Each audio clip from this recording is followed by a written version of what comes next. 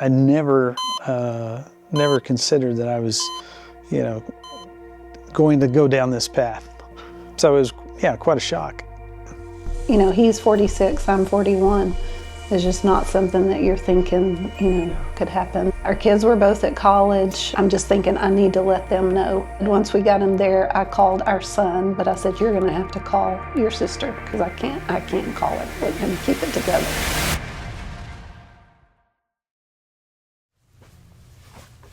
Everything just was great. We had a good time and went home and got ready for work for Monday morning. And as it usually goes, you get up around 6 and work all day in the clinic. And it was busy and hectic like most Mondays are.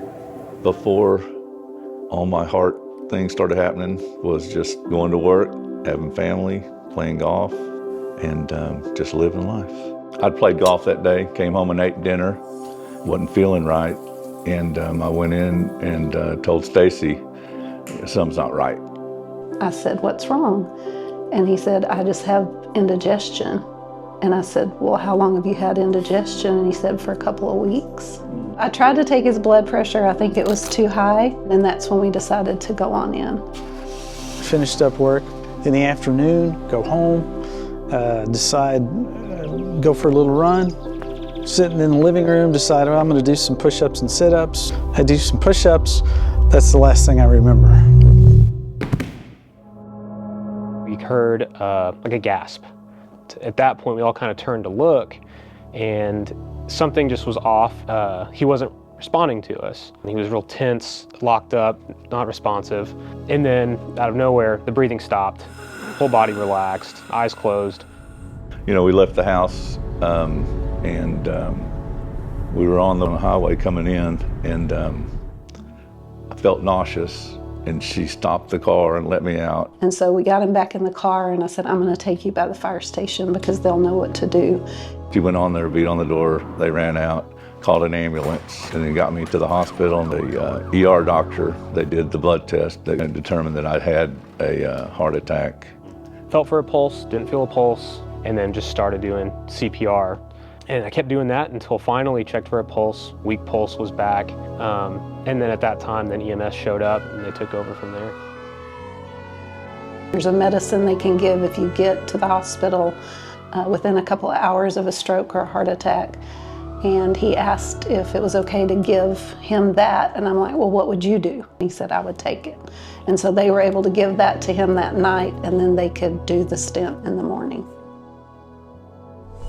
Really all I remember just waking up the next day. I'm not sure exactly what time of day it was, and it was all over. I woke up in the intensive care unit at Shannon about 1 p.m. Wednesday, and my wife's by my bedside, and she says, James, do you know what happened to you? And at that point, I'm thinking, I know what this place is, but I've been here many times, but not in this capacity. I've never been a patient in the ICU. Well, what I do recall is a very incredible sense of peace. That stayed with me for, weeks afterwards, at a time when, you really should be jumping out of your skin, but that didn't happen. But I think that's brought me closer to my faith. Stacy's always been by my side. I don't think I've ever spent a night in the hospital by myself. She's always been there. She's been my nurse, and she encourages me. She makes sure my diet's correct. We eat breakfast at home, and I make his lunch, and it may not be perfect, but it's better than going out and buying something fried. We do yard work together, we go on walks, and he plays golf, and I play golf, so we just try to stay active. There are things that you can do to prolong your life. It's not always a death sentence. You're your best advocate because you know how you feel. You can try to explain it to somebody, but ultimately, you're the one that knows how you feel. I decided to make some changes. I've adopted more of a vegetarian diet. Still play tennis. I've developed an interest in painting acrylics. I think it's important for us to tell our stories, not only for people to know you're not the only one, but also maybe someone's going through that right now. With very simple techniques, basic life support, you can make a difference in somebody's life. That basic life support saved my life. I'd like to thank Go Red. They're bringing this to everybody's attention, that heart health is very important, and the way they help educate people across the country and here locally. There's absolutely all the reason in the world to thank them for letting me share my story. And I think it's very important to get the word out. And so, no, absolutely a heartfelt thank you to all of those people, all the donors, sponsors. Thank you so much.